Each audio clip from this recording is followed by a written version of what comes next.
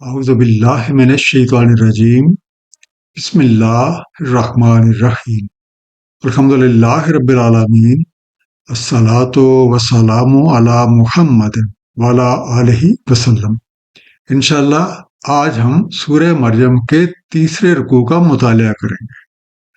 اس سے پچھلے رکوع کا خاتمہ اس بات پہ ہوا تھا کہ اللہ وحدہ لا شریک، جو ہم سب کے خالق اور مالک حقیقی ہیں، صرف اور صرف وہی لائق بندگی ہیں اور انہی کی بندگی صراط مستقیم ہے۔ اب جو کوئی بھی اس حقیقت سے نا واقف رہتا ہے وہ سراسر گھاٹے کا شکار ہے۔ زندگی چند روزہ ہے اور مرنے کے بعد ہر کسی کو اس حقیقت کا بخوبی علم ہو جائے گا۔ آئیے مطالعہ قرآن کا آغاز اس دعا کے ساتھ کرتے ہیں کہ اللہ تعالیٰ نبی کریم صلی اللہ علیہ وآلہ وسلم کے طفیل ہم سب کو قرآن کریم کا صحیح مفہوم عطا فرمائے۔ سورہ مریم رکوع نمبر 3، جو کہ آیات 41 سے 50 تک ہے۔ بسم اللہ الرحمن الرحیم۔ واذکر فی الکتاب ابراہیم، اور ذکر کریں الکتاب میں ابراہیم علیہ السلام کا، انہ کان صدیقا نبیّا، بے شک وہ ایک صدیق نبی تھے۔ اذ قال لأبیہ، جب کہا انہوں نے اپنے باپ سے، یا ابت لما تعبد ما لا یسمع ولا یبصر ولا یغنی عنک شیئا، اے باجان کیوں آپ بندگی کرتے ان کی جو نہ سنیں اور نہ دیکھیں، نہ کام آ سکے آپ کے کچھ بھی۔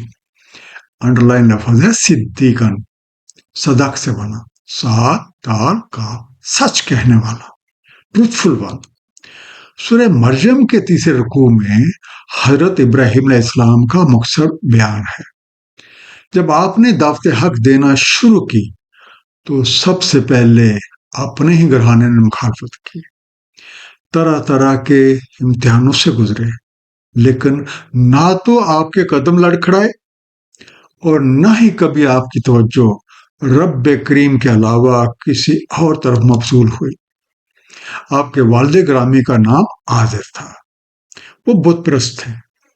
حضرت ابراہیم علیہ السلام نے انہیں حق کی طرف مائل کرنے کی ایک واضح دلیل پیش کی کہ جن چیزوں کو آپ اپنے ہاتھوں سے تراشتے ہیں اور پھر انہیں خدا کا درجہ دے دیتے ہیں، حالانکہ ان کی حالت تو یہ ہے وہ نہ ہی کچھ سنتے ہیں، نہ ہی کچھ دیکھتے ہیں، نہ کسی طرح کی حرکت کر سکتے ہیں اور نہ ہی کسی کے کام آ سکتے ہیں۔ ان کے اوپر اگر مکھی بیٹھ جائے تو وہ اس کو بھی نہیں ہٹا سکتے۔ تو وہ چیز جو ہر طرح سے محتاج ہے، اس کی بندگی عقل و فہم کے بالکل خلاف بات ہے۔ یا ابت انی کا جانی من العلم ما لم یاتک، اے ابا جان بے شک آیا ہے میرے پاس ایک علم جو نہیں ملا آپ کو۔ فاتبعنی اہدک صراطا سویا، سو میری اتباع کریں، میں رہنمائی کروں گا آپ کی ایک رائے ہموار کی طرف۔ یا ابت لا تعبد الشیطان، اے ابا جان مت بندگی کیجیے شیطان کی، ان الشیطان کان للرحمن عصیا، بے شک شیطان رحمان کا نافرمان ہے۔ عصیا عصو سے بنا، این سات فو، حکم عدولی کرنے والا، ڈس اوبیڈینٹ۔ حضرت ابراہیم علیہ السلام نے اپنے والد سے عرض کی کہ رب کریم کی مہربانی سے میرے پاس ایک ایسا علم آ چکا ہے جو آپ کے پاس نہیں ہے، اس لیے آپ میری بات مان لیں۔ میں آپ کی ایک ایسی راہ کی طرف رہنمائی کروں گا جو ہر طرح کے شک و شبہات سے بالا تر ہے اور مکمل طور پہ محفوظ ہے، اور اس پہ چلنے والے اپنی منزل مقصود پا لیتے ہیں۔ اس کے علاوہ جو بھی راہیں ہیں وہ شیطانی راہیں ہیں، اور شیطان تو اپنے رب کا نافرمان ہے۔ وہ لوگوں کو بھٹکانے کی خاطر طرح طرح کے لالچ اور فریب دیتا رہتا ہے۔ وہ تو انسان کا کھلا دشمن ہے، اور وہ لوگوں کو رب کریم کی راہ سے دور ہی رکھنا چاہتا ہے۔ اللہ تعالیٰ اور اس کے رسول کے نافرمانے کا انجام عذاب اہانت ہے۔ سورہ نساء آیت نمبر 14 میں ارشاد ہے، اور جو کوئی نافرمانی کرتا ہے اللہ تعالیٰ کی اور اس کے رسول کی، اور تجاوز کرتا ہے اس کی حدود سے، داخل کر دیا جاتا ہے آگ میں، پڑا رہتا ہے اسی میں، اور اس کے لیے ایک عذاب اہانت ہے۔ اس آیت میں ایک اور خوبصورت رمز پوشیدہ ہے، وہ یہ کہ جن کے پاس بھی علم حقیقی آ چکا ہے، ان کا فرض ہے کہ وہ یہ علم دوسروں کو بھی سکھائیں۔ انبیاء کرام کی سنت کے مطابق اس کام کا آغاز اپنے گھر سے کیا جاتا ہے۔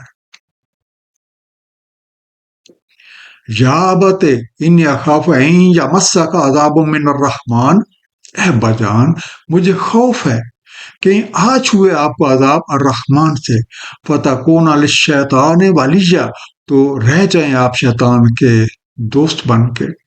یمسا کا مسد سے بنا، میم سین، تمہیں چھو لے، تمہیں آ لے، ٹچز یو۔ حضرت ابراہیم علیہ السلام نے اپنے والد گرامی سے مزید کہا کہ اگر آپ اپنی پرانی روش کو چھوڑ کے رائے حق پہ گامزن نہ ہوئے تو آپ پر کوئی نہ کوئی عذاب آ پڑے گا، اور اس عذاب کی ایک صورت یہ ہے کہ بندہ ساری زندگی شیطان کے ہی چنگل میں پڑا رہے، جس کا نتیجہ کسی بھی لحاظ سے اچھا نہیں ہو سکتا۔ سورہ زخرف آیت نمبر 36 میں ارشاد ہے، اور جو کوئی آنکھیں بند کر لے رحمان کی یاد سے، ہم لگا دیتے ہیں اس پہ ایک شیطان، تو وہ ہو جاتا ہے اس کا ہم نشیں۔ قال اراغب انت عن آلہتی یا ابراہیم، کہا کیا تم بے رغبت ہو میرے الہوں سے اے ابراہیم؟ لئن لم تنتہ لارجمنک واہجرنی ملیہ، اگر تم باز نہ آئے تو میں تمہیں رجم کر دوں گا، ہجرت کر جو مجھ سے ایک عرصے تک۔ قال سلام علیک، فرمایا سلام ہے آپ کو۔ ساستغفر لک ربی، میں استغفار کروں آپ کے لیے اپنے رب سے، انہ کان بی حفیظ، بے شک اس کی مجھ پہ بڑی عنایت ہے۔ ملیہ ملاؤ سے بنا، میم لام واو، لمبے عرصے یا کہیں دور، پرولانگ ٹائم اور اسپیس۔ آپ کے والد صاحب کو آپ کی باتیں سخت ناگوار گزری، اور انہوں نے حضرت ابراہیم علیہ السلام کو دھمکی دی کہ اگر وہ ان کے خود ساختہ خداؤں کی مخالفت سے باز نہ آئے تو وہ انہیں سنسار کر دیں گے، اس لیے بہتر ہے کہ وہ ان سے الگ ہو کے کہیں اور جا بسے۔ حضرت ابراہیم علیہ السلام نے ان سے کہا آپ پر سلام ہو، میں اپنے رب سے دعا کروں گا کہ وہ آپ کو معاف فرما دے، کیونکہ حقیقت یہ ہے کہ وہ مجھ پہ بہت ہی مہربان ہے۔ حضرت ابراہیم علیہ السلام کے اس وعدے کا ذکر سورہ توبہ آیت نمبر 114 میں بھی ہے، اور نہیں استغفار کرنا ابراہیم علیہ السلام کا اپنے باپ کے لیے مگر بسبب ایک وعدے کے جو انہوں نے وعدہ کیا تھا اس سے۔ سو جب کھل گیا ان پہ کہ وہ عداوت رکھتا ہے اللہ تعالیٰ کی، تو وہ لا تعلق ہو گئے اس سے۔ بے شک ابراہیم علیہ السلام بہت ہی نرم دل اور حلم والے ہیں۔ وَأَعْتَزِلُكُمْ وَمَا تَدْعُونَ مِن دُونِ اللَّهِ، اور میں کنارہ کشی اختیار کرتا ہوں آپ سے اور جنہیں آپ پکارتے ہیں سوائے اللہ تعالیٰ کی۔ وَأَدْعُو رَبِّي عَسَىٰ أَلَّا أَكُونَ بِدُعَاءِ رَبِّي شَقِيًّا، اور میں پکارتا ہوں اپنے رب کو، امید ہے کہ نہ رہوں گا میں اپنے رب سے دعا مانگ کے نامراد۔ اعتذلکم ازل سے بنا، این زے لام، میں معزول ہوتا ہوں، ابٹرا۔ حضرت ابراہیم علیہ السلام نے برملا کہہ دیا کہ وہ ماشاء اللہ ہر چیز سے دستبرداری کا اعلان کرتے ہیں، اور وہ تو صرف اور صرف رب کریم کو ہی پکاریں گے اور اپنی تمام امیدوں کا محور اور مرکز بنائے رکھیں گے۔ میں کہتا کہ مجھے یقین ہے کہ میں اپنے رب سے دعا مانگ کے کبھی بھی محروم نہیں رہوں گا۔ حقیقت بھی یہی ہے کہ جو کوئی بھی غیر اللہ کے انکار کر کے اپنے رب کریم کی طرف متوجہ ہو جاتا ہے تو وہ اس کے لیے کافی ہے۔ فَلَمَّا احْتَاجَ لَهُمْ وَمَا يَعْبُدُونَ مِن دُونِ اللَّهِ، تو جب کنارہ کش ہو گئے ان سے اور جن کی وہ عبادت کرتے تھے سوائے اللہ کے، وَهَبْنَا لَهُ إِسْحَاقَ وَيَعْقُوبَ، ہم نے دیے ان کو اسحاق علیہ السلام اور یعقوب علیہ السلام، وَكُلًّا جَعَلْنَا نَبِيًّا، اور ہر ایک کو نبی بنایا، وَهَبْنَا، ہم نے عنایت کیے، وی گرانٹیڈ۔ چنانچہ حضرت ابراہیم علیہ السلام نے ہر طرح کے غیر اللہ اور ان کی بندگی کرنے والوں سے کنارہ کشی اختیار کر لی اور اپنی تمام توجہ اپنے رب کریم کی طرف مبذول کر لی۔ آپ کی عمر 90 سال سے اوپر ہو چکی تھی، لیکن کوئی اولاد نہ تھی۔ رب کریم نے اپنی خاص کرم نوازی سے انہیں ایک زوجہ محترمہ سے حضرت اسماعیل علیہ السلام اور کچھ سالوں بعد دوسری زوجہ محترمہ سے حضرت اسحاق علیہ السلام عطا فرمائے، اور ساتھ ہی حضرت اسحاق علیہ السلام کے بیٹے یعقوب علیہ السلام کی بھی خوشخبری سنائی۔ یہ تمام صاحبان نبی تھے۔ وَوَهَبْنَا لَهُم مِّن رَّحْمَتِنَا، اور ہم نے دیا انہیں اپنی رحمت سے، وَجَعَلْنَا لَهُمْ لِسَانَ صِدْقٍ عَلِيًّا، اور کر دی ہم نے ان کے لیے سچی بلند ناموری۔ علیہ، اللہ سے بنا، عین لام واو، اونچائی، بلند مرتبت، elevated، ہائی۔ حضرت ابراہیم علیہ السلام کا انبیاء کرام میں ایک خاص مقام ہے۔ آپ کا ایک لقب ابو الانبیاء بھی ہے۔ نبی پاک صلی اللہ علیہ وآلہ وسلم آپ کے بڑے بیٹے حضرت اسماعیل علیہ السلام کی اولاد سے ہے۔ رب کریم نے انہیں اپنی کرم نوازی سے اعلیٰ درجے کی سچی ناموری عطا فرمائی، اور آپ کا نام رہتی دنیا تک قائم رہے گا۔ سورہ شعراء آیت نمبر 83، 84 اور 85 میں حضرت ابراہیم علیہ السلام کی ایک خوبصورت دعا کا ذکر ہے۔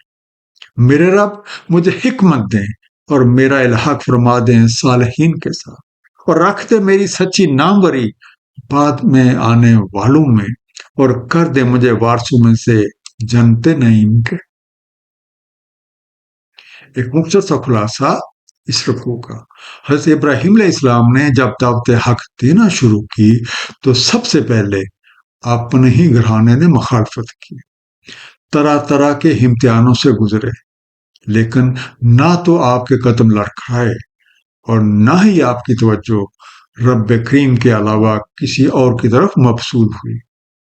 آپ نے اپنے والد گرامی کو ہر طرح کے دلائل سے قائل کرنے کی کوشش کی، لیکن وہ نہ مانے، تو آپ نے ان سے اور ان کے خود ساختہ معبودوں سے کنارہ کشی اختیار کر لی۔ رب کریم نے اپنی کرم نوازی کے ساتھ انہیں اسحاق علیہ السلام اور یعقوب علیہ السلام سے نوازا۔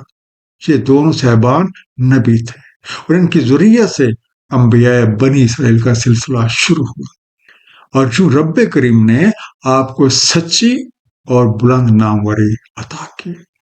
اللہ تعالی ہم سب کو قرآن کریم کو صحیح طور پہ سمجھنے اور اس پہ نبی پاک صلی اللہ علیہ وآلہ وسلم کی سنت مبارکہ کے مطابق عمل کرنے کی توفیق عنایت فرمائے۔ صدق اللہ العلی العظیم، صلی اللہ تعالی علی حبیبہ محمد وآلہ وسلم۔